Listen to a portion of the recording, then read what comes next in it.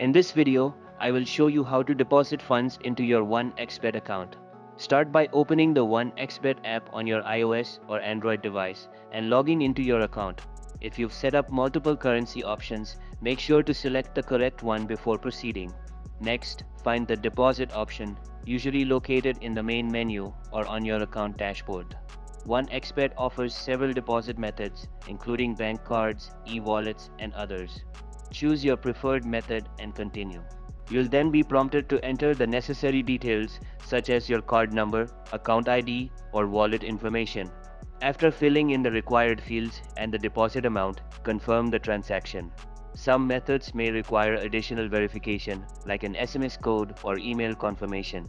Once that's done, your funds should be added to your account. If you found this video helpful, give it a like. For more tech videos like this, subscribe. Catch you in the next one.